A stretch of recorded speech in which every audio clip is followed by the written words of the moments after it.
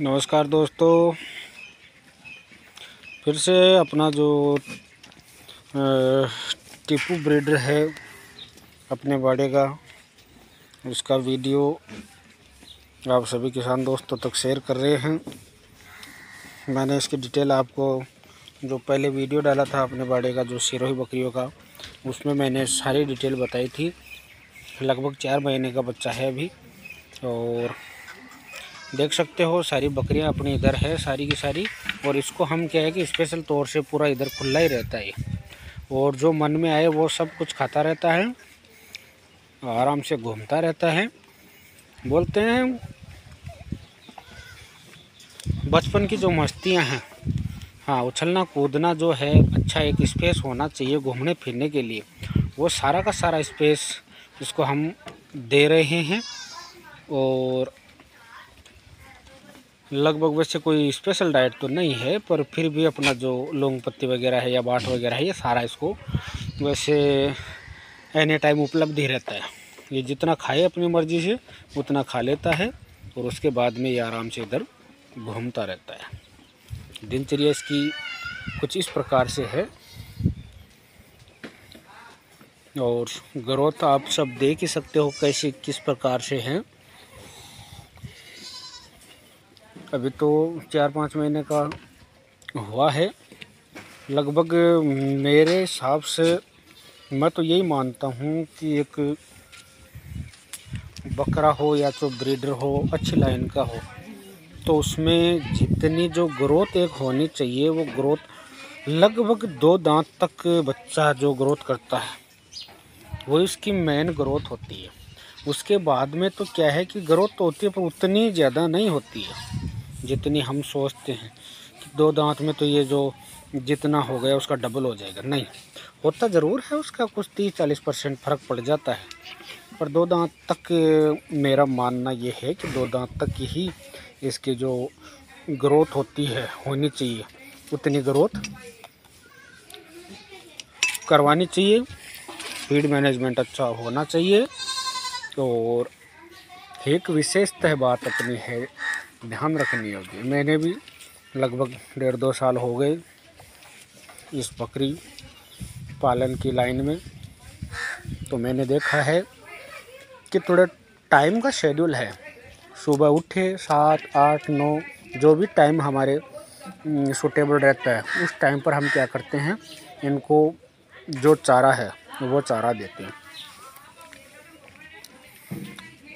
और फिर दोपहर में जैसे मान लो 11 बजे के लगभग सुबह हम पानी वगैरह पिला देते हैं। फिर 4 बजे के लगभग इनको जो बाट वगैरह देते हैं, हम जो धान वगैरह है वो अभी भी हम इसको पका करके ही देते हैं।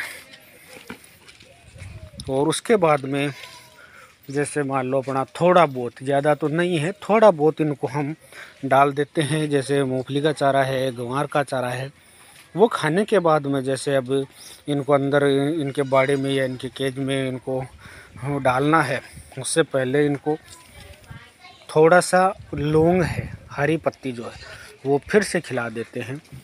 बस इस प्रकार से अपना इस ब्रीडर का शेड्यूल रहता है। और ये शेड्यूल मैं देख रहा हूँ कि लगभग अभी 4-5 महीने का ये बच्चा है, तो 8-10 महीने बराबर इसका जो ये शेड्यूल है रख करके देखें, और इसकी ग्रोथ किस प्रकार से क्या रहती है वो ग्रोथ देखें, तो हमें एक अंदाज़ होता है कि हाँ नेचुरली जो एक इसकी जो ग्रोथ है वो होती है या नहीं होती है। दूसरी बात, खिलाने पिलाने का कितना क्या इसमें एक रहता है इश्यू की, खिलाने पिलाने से ही सब कुछ होता है। हालांकि खिला तो रहे हैं, पर बता रहे हैं कि वो जो है नेचुरल चीज़ें, वो जो एक बकरियां जो खाती है ज़्यादातर, बस वही चीज़ें खिलाने की कोशिश करते हैं।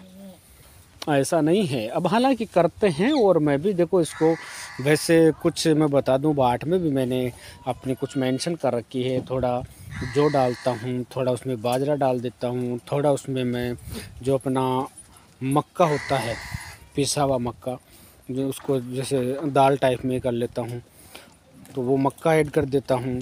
उसके बाद में थोड़ा चने की जो चोरी है या फिर चने की जो दाल है, ऐसे करके लगभग इसको पूरे दिन में मैं 200 ग्राम 250 ग्राम के लगभग एक लिमिट में इसको जो बाट का मैंने शेड्यूल बना रखा है, जो मिश्रण बना रखा है, वो इसको देता हूँ। और आगे जो बात हो गई इसकी कि ये सारी चीज़ें हम खिलाते पिलाते हैं, पर इसका जब रंग दिखता है या फिर इसकी जो ग्रोथ दिखती है,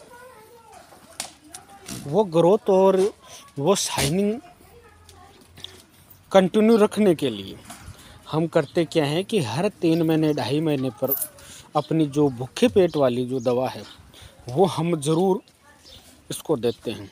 साथ में अपनी जो लिवर टॉनिक है वो लिवर टॉनिक इसको देते हैं। और वैक्सीन का जो शेड्यूल है, जो जितनी भी लगती है 2-3 वैक्सीन अपने PPR, FMD, ET, ये टाइमली हम रखते हैं, सारे ही जानवरों में रखते हैं। तो ये एक बेसिक सा जो बातें हैं, ये बातें अगर हम ध्यान में रख कर के जानवरों को पालते हैं तो मेरे हिसाब से और मेरे नॉलेज के हिसाब से अभी तक 2 साल का टाइम हो गया है, मुझे कोई ऐसी परेशानी का सामना नहीं करना पड़ा जिससे कि मैं थोड़ा इस बकरी पालन में बेक रहूं या फिर थोड़ा उदास रहूं। ऐसी कोई स्थिति मेरे सामने अभी हुई नहीं है, क्योंकि मैं शुरू से ही ये जो सारी बातें हैं वैक्सीन वाली और ये जो भूखा पेट की दवाई वाली, तीसरी में जो बता रहा था आपको कि टाइमली इनको 2 बार या 3 बार हम खाना देते हैं, ये सारी बातें मैंने शुरू से ही ध्यान में रखी। और ऐसा नहीं सोचा कि नहीं खूब चरा दो, पिला दो, खिला दो। तो ऐसी सारी बातें मैंने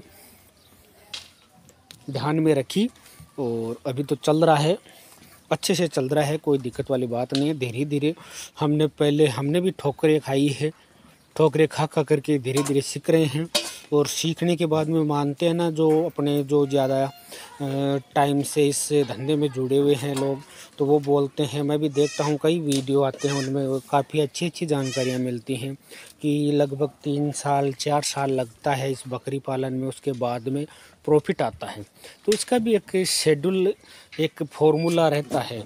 वो फॉर्मूला ये रहता है कि जैसे मान लो पहले करना है, करोगे, उसके बाद में सीखना है, सीखने के बाद में आप एकदम मेंटेन कर रहे हो और सीख गए हो, उसके बाद में कमाना है। तो ये तीनों चीज़ें इक्वल चलती है, करना इज इक्वल टू सीखना इज इक्वल टू कमाना। तो ये तीनों चीज़ें थोड़ा इसमें हम टाइम स्पेंड करेंगे, उसके बाद में ही हमारे सामने आती है। तो ये सारी बातें हमें ध्यान में रखनी चाहिए और बिल्कुल हताश नहीं होना चाहिए। धैर्य का काम है और अच्छी नस्ल का चुनाव होना चाहिए।